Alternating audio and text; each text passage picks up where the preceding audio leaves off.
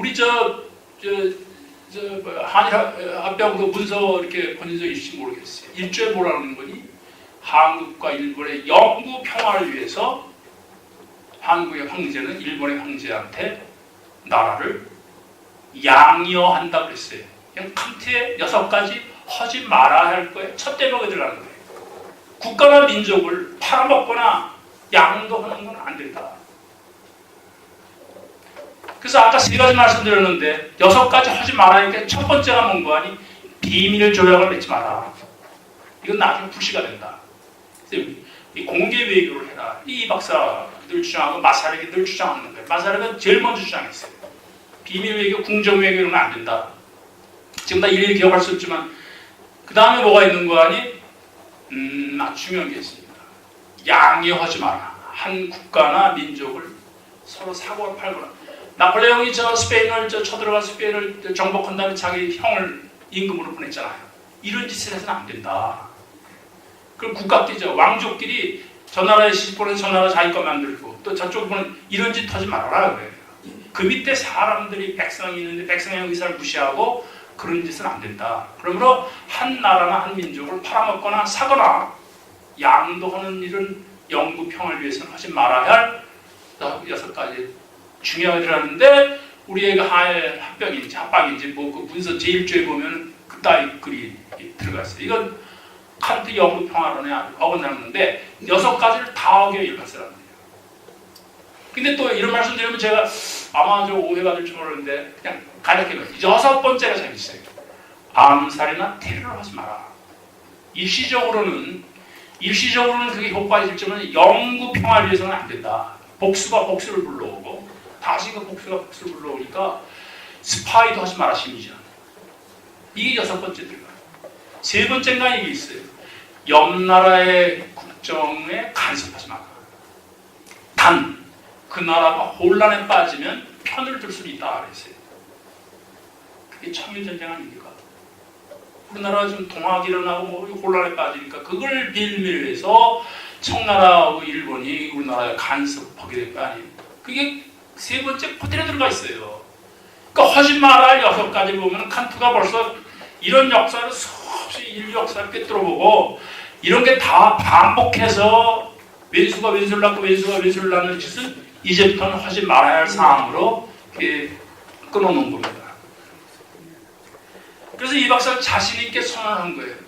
태평양에서 지난 200년의 이 무력 통상과 자유 통상이 우호 통상이 이제 부딪히게 될 거다. 드디어 끝자락에 와서 이게 이 사람의 이 양반의 2차 대전 예언이에요.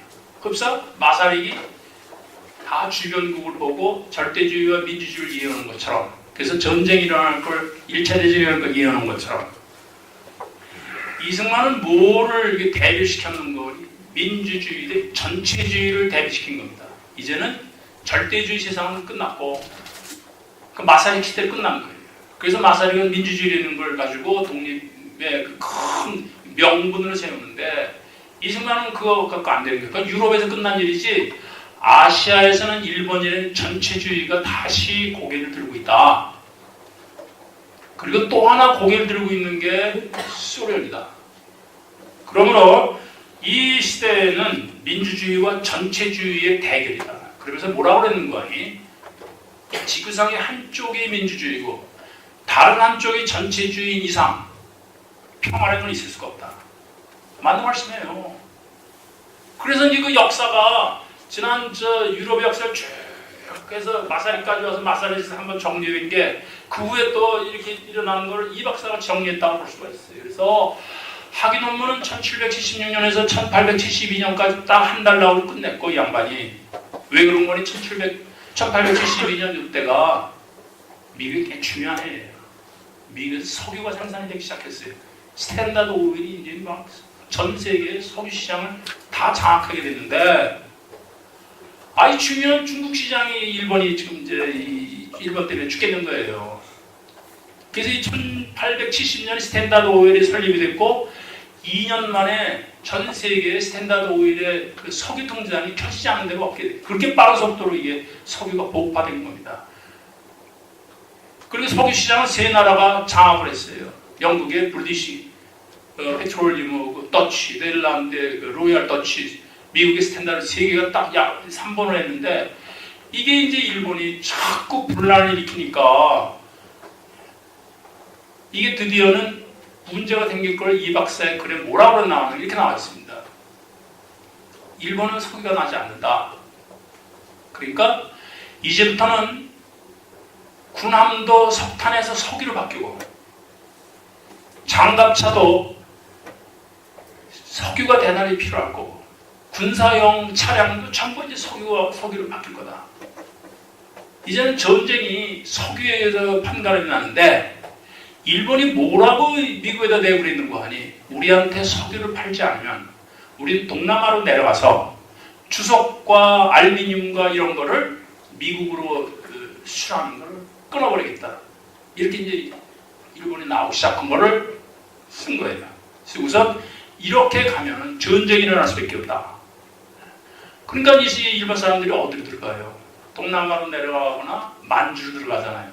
만주는 미국이 그 소위 말하는 문호 개방에 의해서 이거 아무 나라나 건드리면 안 되는 땅인데 만주로 들어가는 거 보고 이 박사가 이제 일본 드디어 끝날 때가 됐다 아신 거예요. 흡사 마사릭이 러시아가 망하고 그 오스트리아가 피폐해지고 이런 걸 보고 2차 대전을 예상했듯이 이 박사는 여러 가지 증세 학위 논문서부터 그 이전까지 역사 쭉 훑어본 다음에 안 거예요. 그런데 왜 무장 독립을 주장을 안 했느냐? 얘가 학위 논문에 명백히 나옵니다.